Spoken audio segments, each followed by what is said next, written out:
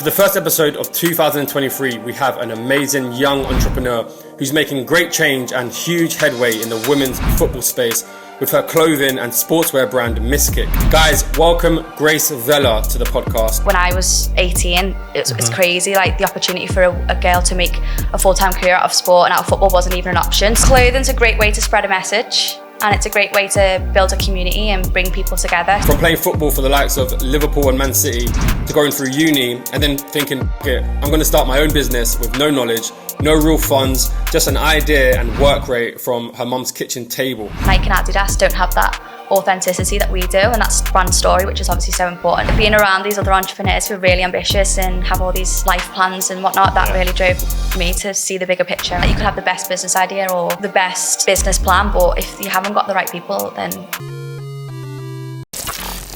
Grace, thanks for coming on. Thank you. Amazing to have you here. I think you are our third female, and they're really tough to get on. Oh, really? Yeah, I don't know why. It's just hard to find. I'm sure they're all out there. I think I need to start getting more recommendations from females, because females usually know other girls, yeah. You know other girls that are in business as well. So if you know any, let me know. Yeah, I'll have a think.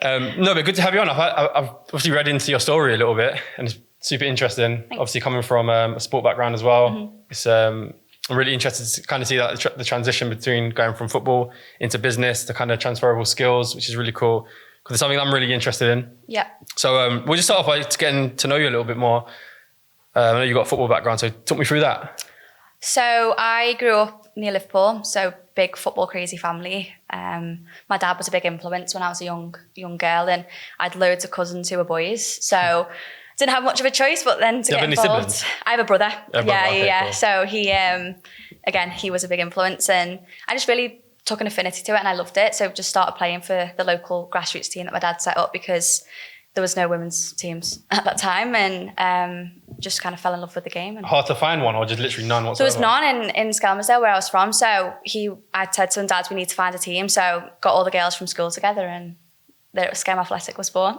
When I was so about you might have set up like the first female team in like Liverpool? Yeah, just outside of Liverpool, yeah. Just outside Liverpool, Yeah, okay, yeah. Cool. And then, so then how did you end up getting into you played for like Liverpool and Man City, right? Which is like obviously a good level. How did you end up getting into there? I remember my dad being like, you should start to really push yourself. And I went down for a trial, and I remember being really nervous, and I didn't actually get out the car. We were like half an hour late to this trial, and my dad was like, get out of the car. Anyway, went down really well and spent 6 weeks on trial and played a couple of games, and they ended up signing me. Got to stay at Liverpool for 5 seasons until I was about 17, and then moved to Manchester City for a season, played at the reserves, and that was amazing. The growth of the game, sort of as I was coming through, was incredible. And sadly, I didn't quite make it. When I was 18, it's crazy. Like, the opportunity for a girl to make a full-time career out of sport and out of football wasn't even an option. So when I got released at 18, I thought maybe I need to take a step back here and go and do something that's sadly going to be a job for me. Yeah, so you went to uni? Yeah. Right, straight after that? Yeah. What did you go into? I did psychology. Okay. So I went and studied psychology at the University of Manchester.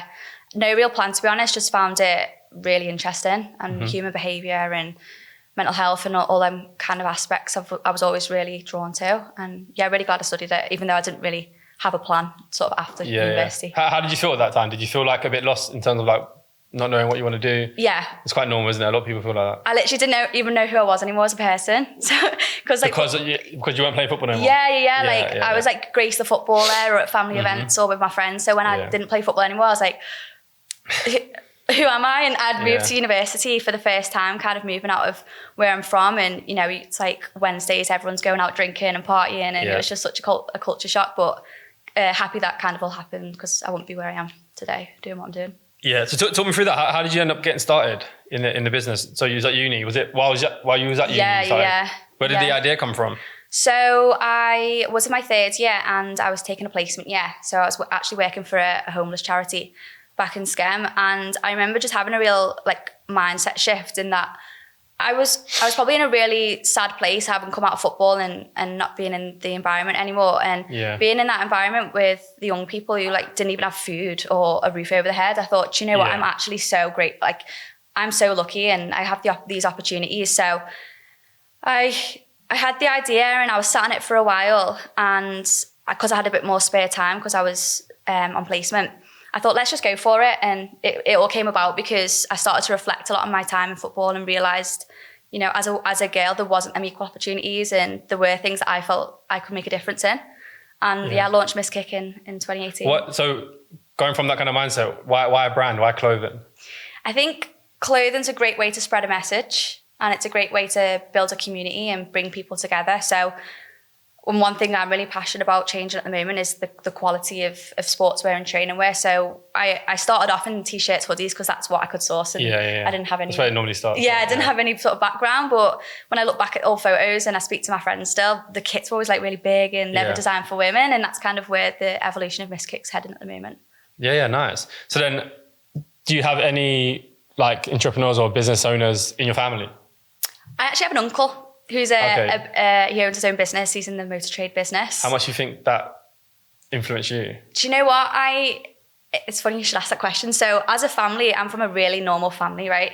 And my uncle's you know what I mean? Like, we're just normal people. Cool, my mum works for the council, my dad works in a factory, and my brothers, we're just very normal. But my other side of the family, he's of course been extremely successful, and he's a millionaire. And I think having that contrast, I think made me think, well, why can't I go and achieve that?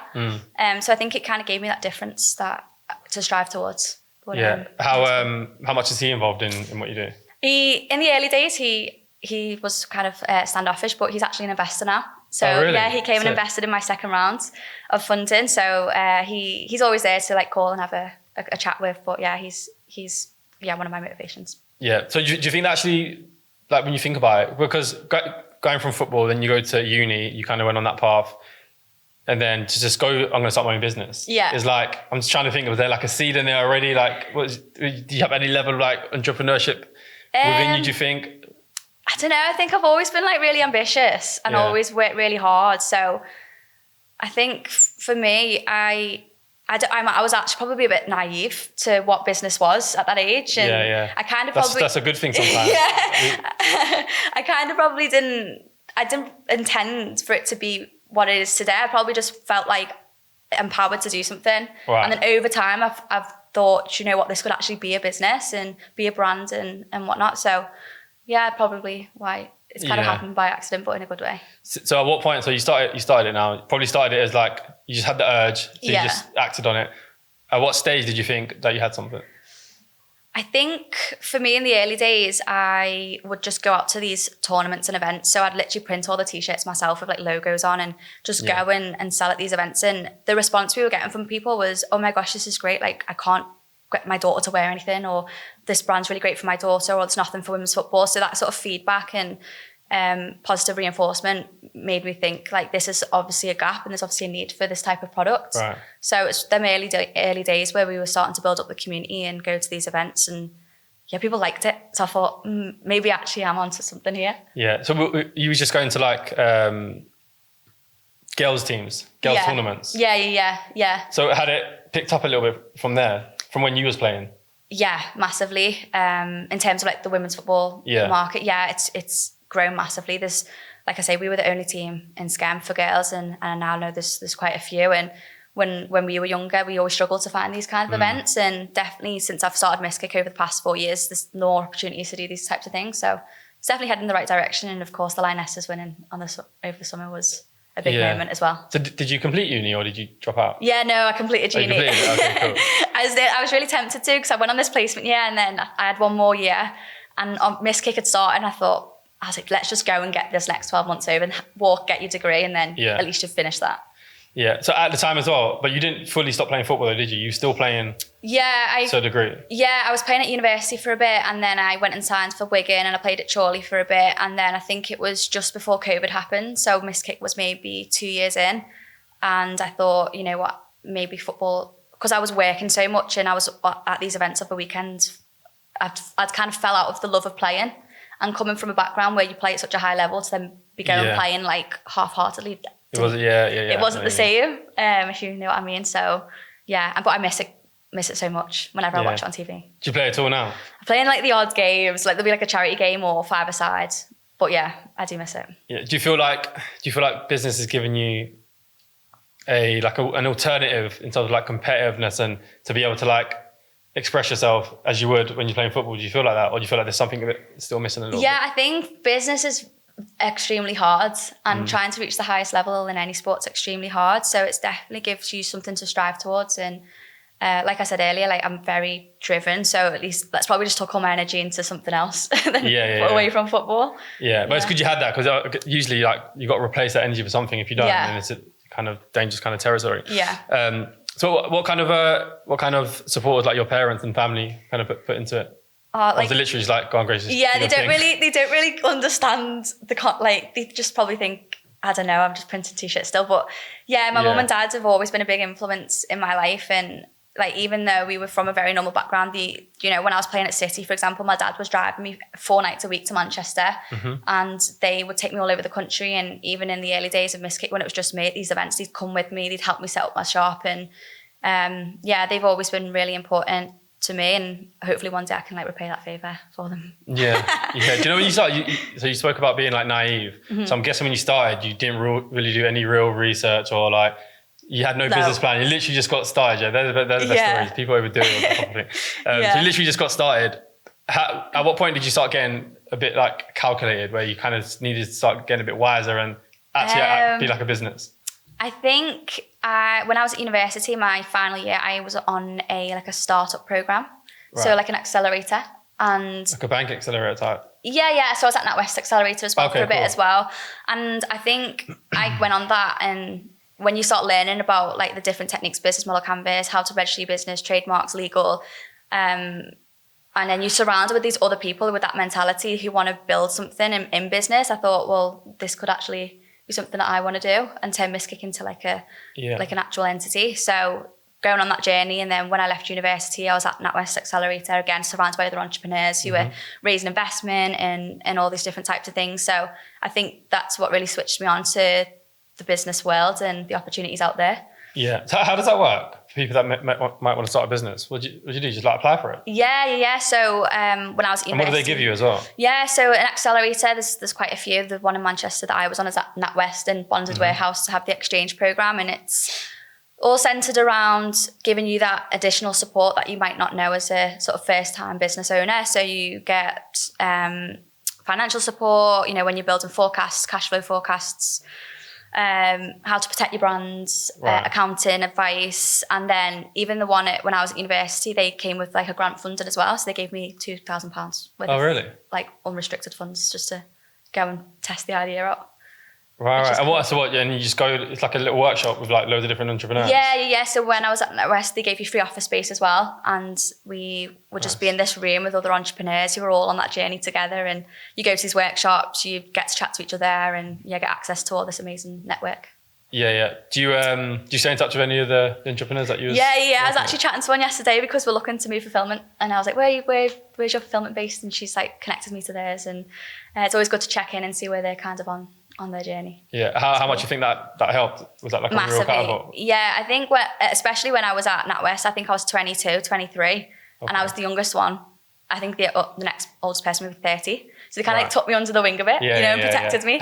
And they having that sort of, because I'm from a really normal background, and like I said, and my friends are all pretty normal. So to like being around these other entrepreneurs who are really ambitious and have all these, life plans and whatnot, that really drove me to see the bigger picture and sort of give it a shot.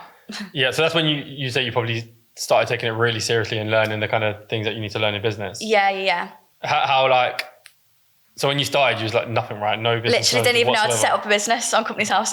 Yeah. Are you surprised how quickly and how much things you know now? Yeah, but I'm like nowhere near. There's so many things I still don't know. Yeah, of course. Yeah. But yeah, when jump from where you was. Oh my gosh, it's crazy. Yeah. It's just even in 6 months, 12 months, I think the beauty of being sort of young and trying something new is like, I've literally got no risk in my life, so I may as well just give it a shot. And like, what's the worst that can happen? And sometimes being naive is positive because you just do things in the way that you want things to work rather than because someone's told you it's worked that way, which I think is really important. So huge shout out to one of our sponsors, Say It With Diamonds, an amazing jewelry company founded by a friend of mine, Charlotte, who you might have seen previously on this podcast. Say It With Diamonds have brilliant collections for everyone, male and female, and for any age. They launched a men's collection recently. They're also engagement ring specialists, and I can definitely vouch for them here, as they did make mine, which was amazing. Visit their website or go over to their Instagram page and have a look. Great quality and very affordable, but they also offer bespoke jewelry, as I mentioned, engagement rings and other diamond gifts. On their website, you'll see a member box that you can purchase for £20 for the year, which gives you 1 year's worth of free next day delivery and 10% off everything over £50. Even better, all the Money Game listeners can get a 15% off everything online using the code MONEY15, all in capitals. Don't play games with your jewelry. Get it from somewhere trusted. That naive kind of mindset is good to a degree. Like there was a guy who I had on here. He's like really experienced, like serial entrepreneur, and he's like he hates. Sometimes he hates being experienced. Really? Like there's something that he want to do, and his experience will kick in. Yeah. And he's like, I find it so annoying. I wish I would just like could unlearn some of the things I know, so I can just like do it without thinking too much. So that's interesting. But then now, do you feel like you have any? Is there any competition for you? Maybe other than like the main kind of brands like a Nike. But it's not just women's though, is it? Is there anybody else? So there's no other like specific women's football brands in the world.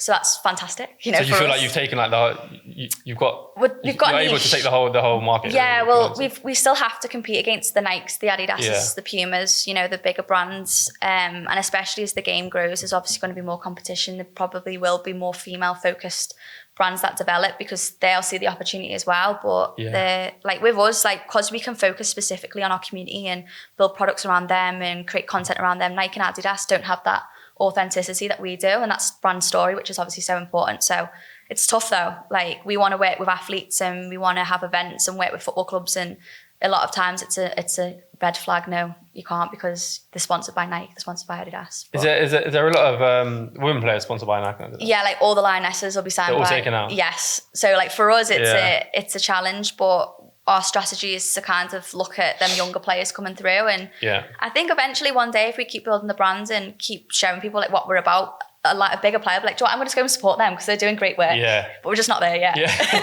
But hopefully one day. So is that a thing you do though? Do you endorse a lot of players? We've done that in the past. Yeah, we've worked with like players from Liverpool, Arsenal, Leicester City. But yeah, it's tough.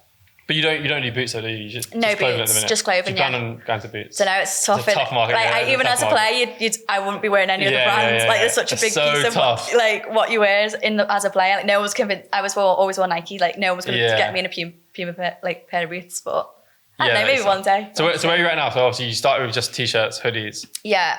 Where are you at now? Do you have everything, tracksuits? No, not everything yet, but working on it. So hoodies, t-shirts, headbands are our best sellers. So we sell like so many of them. You'll see them probably floating around on the girls when they're playing football.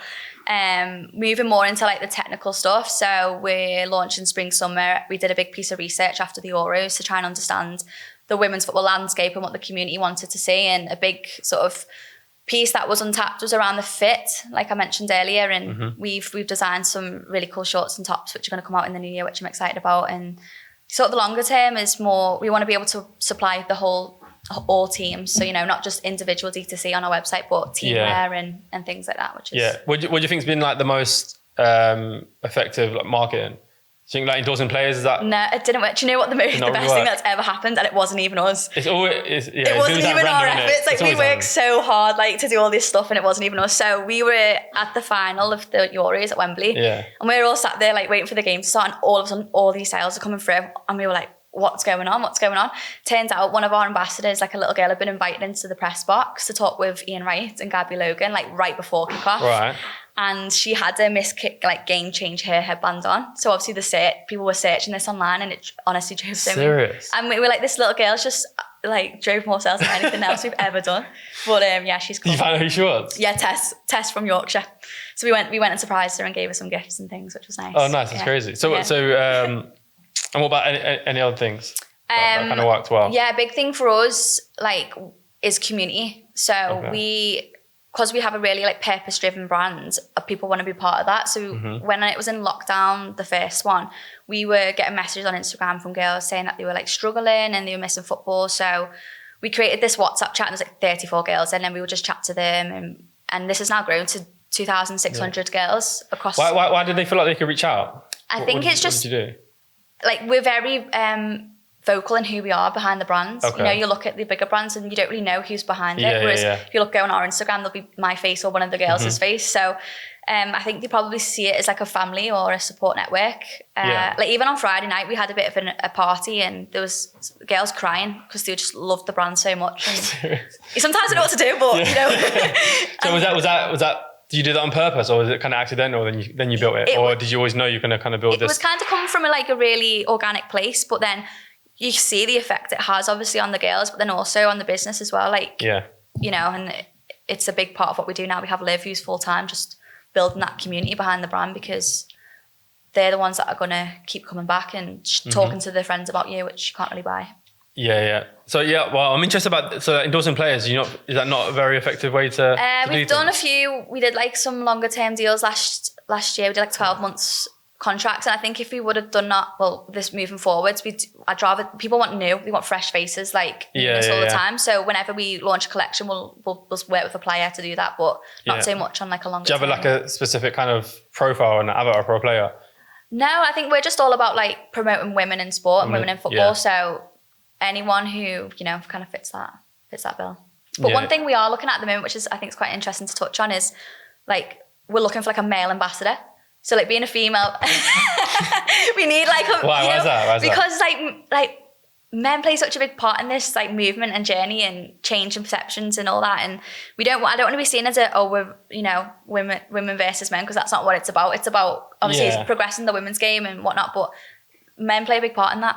And so we're actually looking for a sort of male ambassador to come on and be like, let's go. So how would that work? What do you kind of want from just them? Someone to endorse the brand and like be like, these guys are doing like really great stuff, and like we're going to bring out some unisex hoodies and things. So cool. I'll send you. You don't think the queen's gonna get a bit angry, like, oh, why are you making men's stuff? No, because we get dads and coaches and parents who want to support the brand, saying, and they won't wear like because it won't fit them. So okay, got you. Yeah, we get quite a lot of requests from people just sort of wanting to wear. So I'm like, why not? Let's let them happen. Would you think you ever go down that route to like making men's stuff or boys stuff? No, unisex, like I say. But our focus is obviously women's sport and women's football, because that's where the need is. Yeah. So you've obviously like grown quite well, right, since you started. Yeah. Well, yeah. You've been to you had office at Bondi, then you've moved. Has it been easy to kind of like slowly scale with that? It's been tough. It's been so to kind of hard. service everything. Yeah, it's been a lot harder than I anticipated. I think like I don't know if I'm again being naive, but you think, oh yeah, like the brand's just going to grow and grow and grow, and it has. But there's been so many problems and challenges along the way, like stock going missing or stock coming and being wrong, or just people letting you down, or just there's just so many like things, and the way the world is at the minute. Like cost of living crisis, COVID, there was a war, like there's all these things that will impact on the growth of your business, and so it's been very challenging. Stuff you've had no eyelid to before, right? You wouldn't even know. It's not changed my life whatsoever. When you have a business, like you're like, everything affects it. Yeah, but it's I wouldn't change it for the world, because like it's all part of the journey, and like I've grown so much as a person, so why not give it a go? What have you been surprised about in business, about how tough certain things are, or how easy something is? What have I been surprised about? Or even maybe about you, surprised how well you've done. Or one thing I've learned is how important people are in your business. So I've obviously never had a real job, right? So I do like employment contracts and hiring and whatnot, and it's amazing how. Look, I have the most amazing team now with the girls that we've got, and it makes you really appreciate them when there's people in and around the business who just aren't like that, and how detrimental people can be. Like you could have the best business idea or the best, business plan, but if you haven't got the right people, then they talk about cultures. Talk about culture a lot, isn't it? Culture is so important. Have you had problems with that? Have you like employed the wrong people? Yeah. Have you? Name names. No. What's that been like? How so? Just like slows things down, makes things tougher. Just like you say, culture is such a big part of a business, and I think as a small business with a small team, you can feel the energy in the room. And and it's not just like employees, but like suppliers or people you outsource, agencies. Like it's interesting, like with the girls, that no one has to say it, but like someone will afterwards be like, yeah, I was thinking that as well. Like okay. Do you well, I know you mentioned agencies, but you're talking about something different. Do you deal with a lot of female players now? They pretty much all have agents as well. Most of them do, especially in the WSL. Yeah. So are you having to deal with those when you're like endorsing players? Yeah. How's that? So that's interesting as well. Do you know what? Some are great and some are more difficult than others. Yeah. It's an interesting thing, but you know, we want to work with players, so it is what it is. Yeah. No, because my best friend, he's a sport executive at Puma. Oh, right, nice. And he deals with agents every day, and he's just complaining all the time about like dealing with agents. Yeah, so I thought I'd ask you as well. Yeah. Hey, talk to me about. So you met Ben Francis, right? I did. Talk to me about that. That's unreal. How did that come about? So I don't know if I should say this on here in case everyone starts doing it, but I literally just DM'd him on Instagram. Oh, yeah. Literally. How long ago is this we're talking? 3 years ago. It's crazy that you didn't saw it, really. I can't believe he replied. I remember literally the notification on my phone. Like, why did you do that? Why did you do that? I just thought, do you know what? If there's anyone who has been on this journey who I could ask a question to, it would be him. Right. So I thought, what's the worst that company's going to ignore me? So I literally just DM'd like, hey Ben, I've got this brand, like, would really love some support. And he was like, yeah, no problem. Set up a Zoom. I had like a 45-minute Zoom call with him originally. And that was crazy. And then he, during lockdown, had a bit of a competition where he wanted to highlight up and coming brands, and we applied and we won. We were one of the spots. And then from there, he was like, you come and visit Gymshark. So we went down again. Didn't even think he would be there. Thought someone would be giving us a tour, and he greeted us and gave us the tour. Amazing. And like, even like last night, I had a call with the head of product at Gymshark, because I actually reached out to him again, like, hey, it's me. And then he's actually going off on maternity at the moment because his wife's about to give birth. And he was like, but let me put you in touch with this person. And I had a call with her last night. I swear. And it's just like continued support that you kind of got right now. Well, it went a bit quiet, and then I thought, do you know what I could do with a chat? I was like a bit of help at the minute, and reached out to his PA, and I got a call with this product, which is insane. What would you say you've learned? Have you learned a lot from even just like the 45 minutes? Oh, yesterday was great. Yeah. It's good because sometimes you just need a bit of reassurance and like knowledge that, you know, big businesses like this are going through similar challenges. You're not alone. And you're doing the right thing. And, and sometimes you just need someone who's maybe from that background to be like, you're he's like started it in his bedroom, just like how you would have started it at your house, massive, right? Billion. It's crazy. Yeah, but, you know. So you got anything that stands out in mind that you've learned, that you took from it? From meeting Ben. Anything that he said that stuck with you? One thing that really stood out to me when I was at Gymshark was how normal he is with his staff. So like, obviously he gave us a tour of Gymshark, and he walked us around, and there was not like Joe at panic or like like the CEO is in the build, like he was, hi, you okay? Like very calm with his team. And I thought that's how I want to run my business, where everyone just feels really comfortable talking to me and talking to each other. That was amazing. Well, that's a culture that we're talking about, isn't it? Yeah, that was really cool. And yeah, you always just said, I literally set this up and doing exactly what you're doing, so why can't you go and achieve it as well? Which I thought was quite nice. Yeah, it's cool. Yeah. Anything else? Trying to think if he said anything else. I'm trying to still something here, by the way, that's why. He started with a very niche brand, so he designed bodybuilding vests for him. And his business is like obviously completely changed, but it started with that community and started with that niche. So always focus on that niche and absolutely like expand that before kind of like delve into other things. So you're on the Gymshark route. Give me 10 years and we'll see. How long has Gymshark been? 10 years. Has it been 10 years? Yeah, 10 years. That's crazy. But yeah, he's been incredible. They've been built, well, the lady last night was telling me like their whole business was built around influencer marketing. So they grew at a time where like you didn't have to pay anyone. Yeah, do you know what?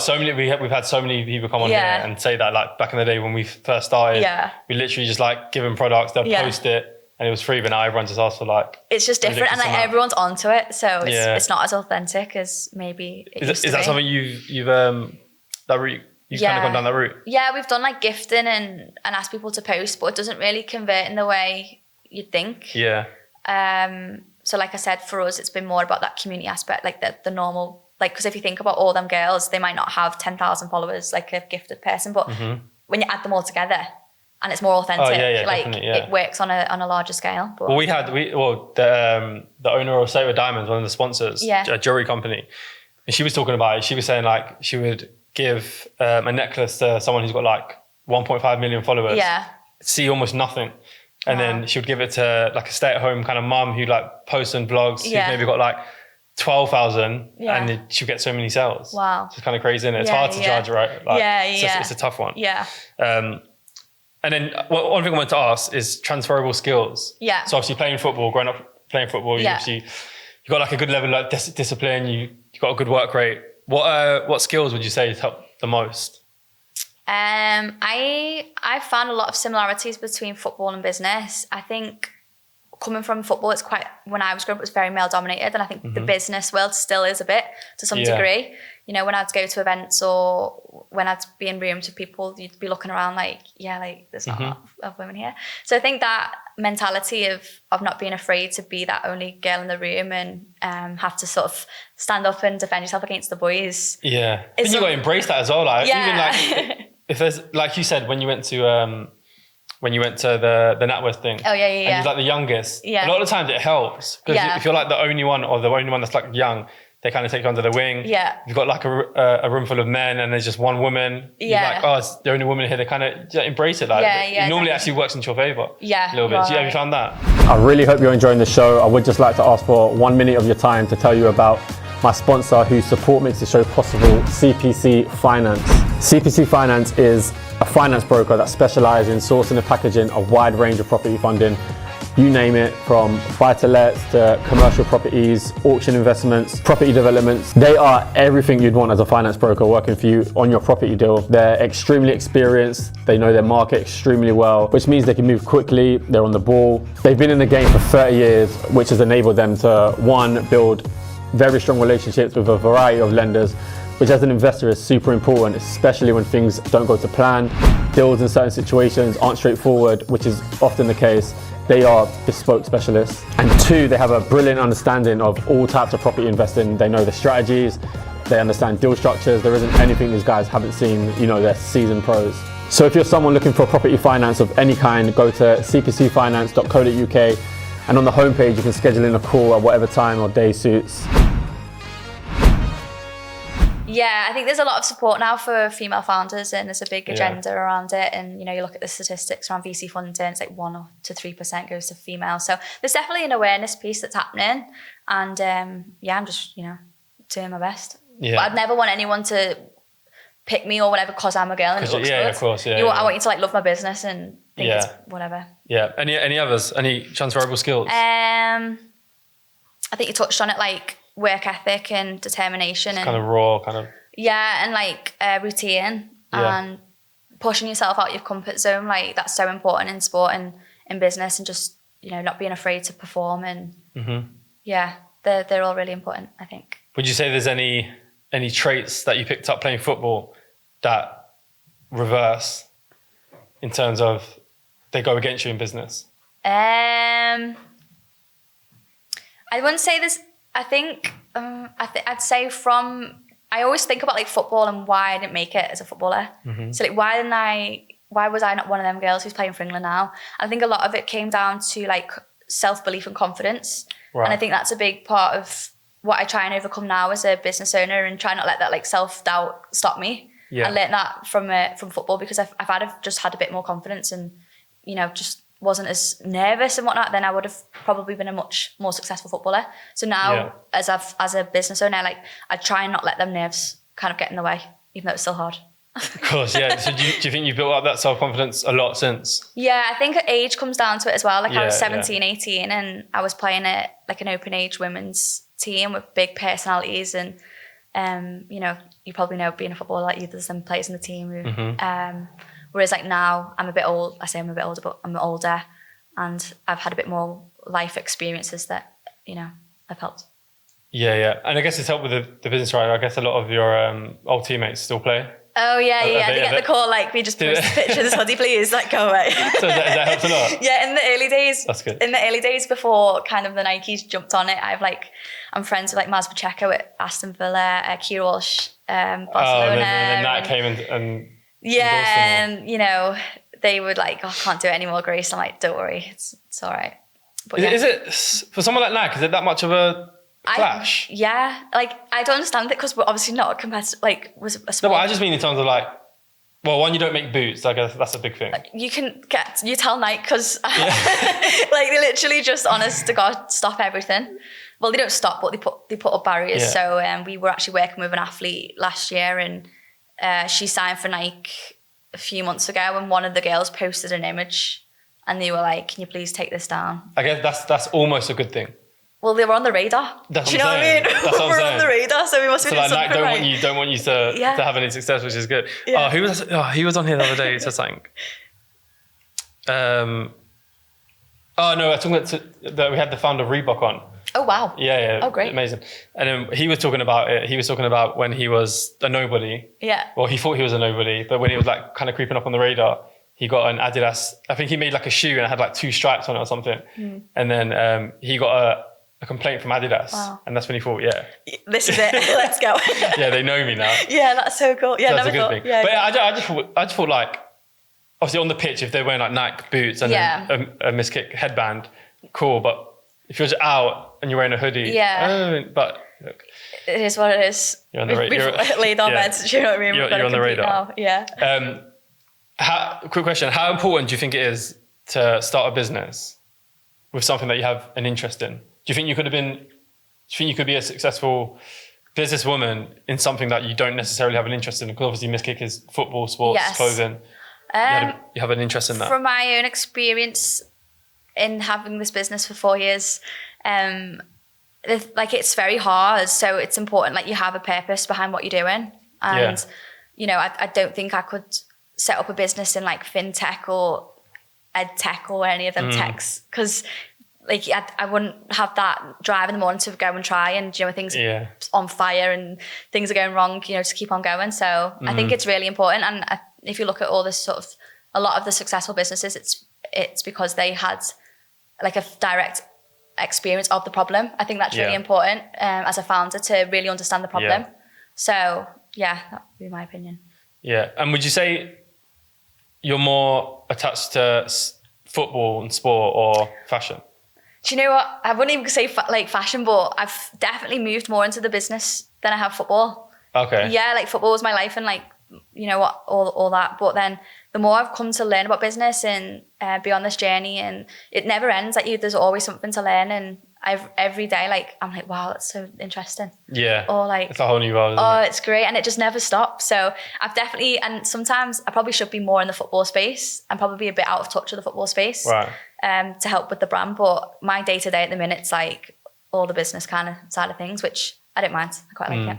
Would you say your brand is growing like at the same kind of rate women's football is? Like the more women's football is growing, is your brand growing at the same time? I'd like to think so. So like the Euros happened and that was such a big moment, and it spiked then, and I think the proof will be in the next couple of years as the participation rates increase and it increases on the world. And hopefully we can just keep riding that wave. I always say to the girls, if there's ever a time for Miskick to grow and to be actually something substantial, it's now. So if it's not going to happen now, it never will. So we've just got to keep going and try. What's that kind of that end goal? Where do you vision it being in like 5-10 years?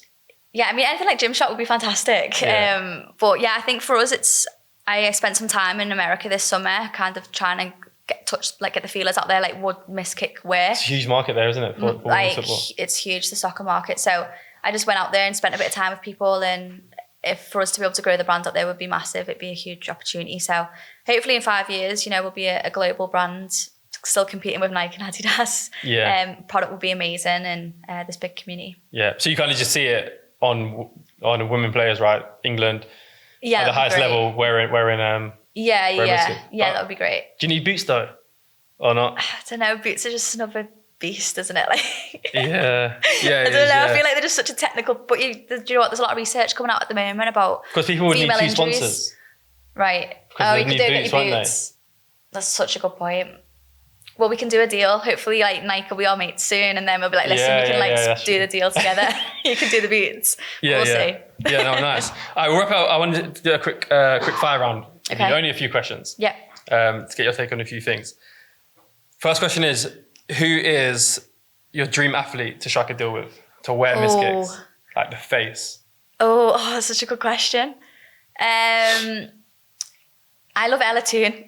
Okay. Because she's just like Manchester, and she's like really normal, and she obviously had a great Euro, so she would be fantastic. Yeah, she's a baller. Yeah, she's great. Give me 2 actually. Give me one more. Maybe like a Megan Rapinoe. Do you know who's for the US national team? No. You don't know Megan Rapinoe? No. Probably know her face. Blonde, short. Well, no, it's pink now. Like short hair.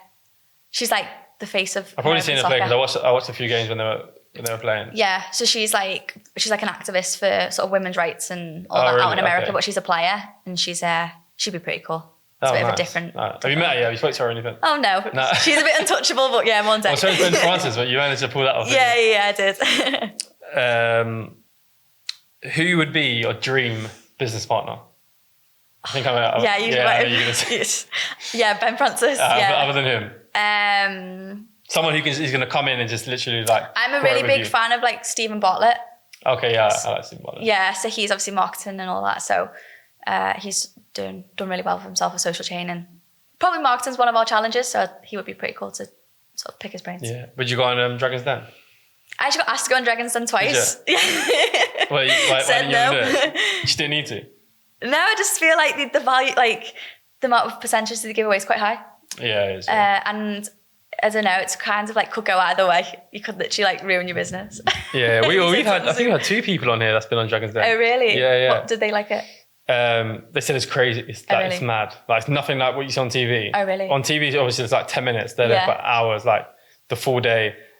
Everything they say, it's got to be like they've got to prove everything they say, the numbers, and they're pitching it to them for like hour and a half. It's not 15 minutes. Oh wow, I'd probably collapse. They said it's really daunting. Yeah. Where's the most random place you've seen someone wear a miskick? Me personally seeing them. Or like someone's been sent to you, anything. This is a tough question. I don't know. So when we were out in the US, one of our we had like a team, did a bit of sponsorship with a team, and they were like taking pictures of themselves like all over LA, which is pretty cool, like Hollywood sign. Oh, sick! And, all that, which is pretty cool. Okay, cool. Last question: what's more entertaining, women's football or men's football? I'm joking. Answer that. No, actually, you can answer that. What do you watch more? Do you watch men's or women's? And take away business though. I watch both. So I watch a lot of men's TV, but I go to a lot of the women's games. Yeah. Like physically go. Yeah. Probably watch more women's than men's, but the World Cup's been on, so it's kind of skewed. Yeah. No, cool. No, nice. Thanks for coming on, man. That was interesting. And I love the brand, man. The story. It's really, really cool. Thank you for having me. No problems.